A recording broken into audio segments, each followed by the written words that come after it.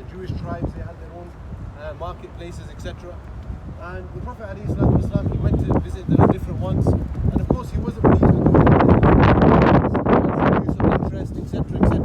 And the practices. So then he set up this Suq al-Manaqa, this place of trade, and he had some principles that he adopted.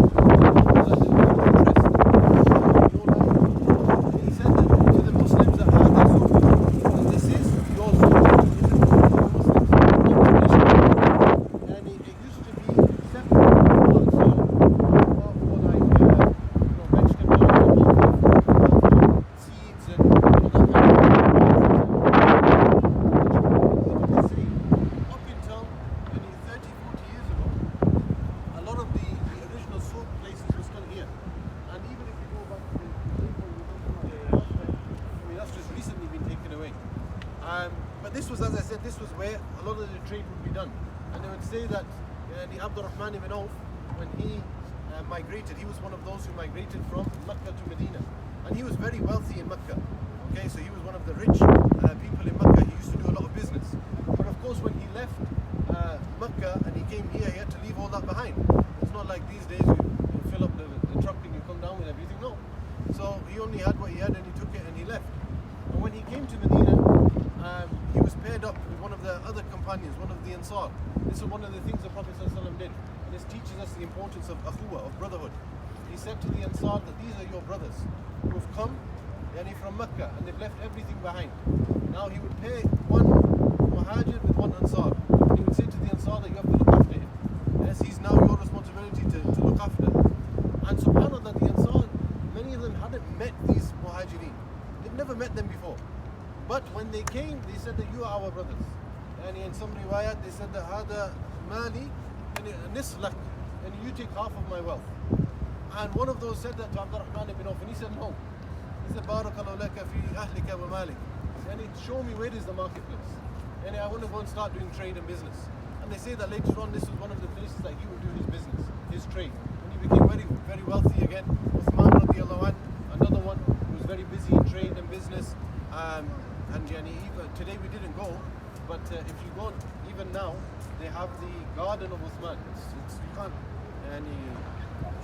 you can't see it from here, but you actually go there, and the well of Uthman is still there, and the garden is still there, the date trees are still there, and that's a very interesting story because when Uthman radiallahu anhu and the Muslims were in Medina, as I said at the beginning, the source of water was water wells.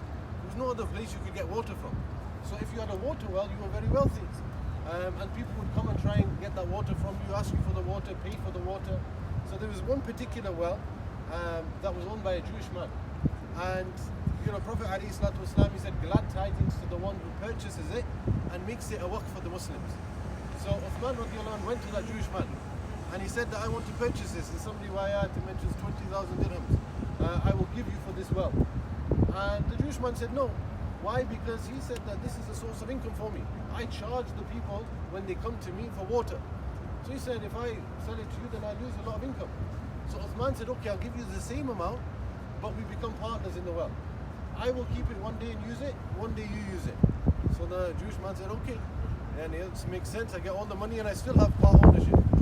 So what did Uthman do? As soon as he purchased it, he said that on my day, anybody can come and take the water. And you don't have to pay. So the Muslims would come and they'd all enjoy the water, and the day of the Jewish man, nobody would come. So he said, and he wanted to get rid of it, and he sold it to Uthman. And then Uthman made that as a waqf. Up until this day, they say the income that's generated from the date palms and everything, it's a waqf for the Muslims. The Saudi government use it, etc.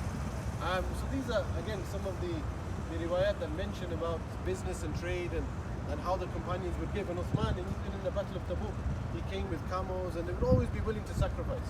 So that Suq al-Manaqa is this area here. Inshallah, we're going to move now to Masjid Ghamama, and then we just have Abu Ayyub and Ansari's house to show you, and then we'll inshallah conclude it before Maghrib. But if we make our way down now to Masjid Ghamama, inshallah.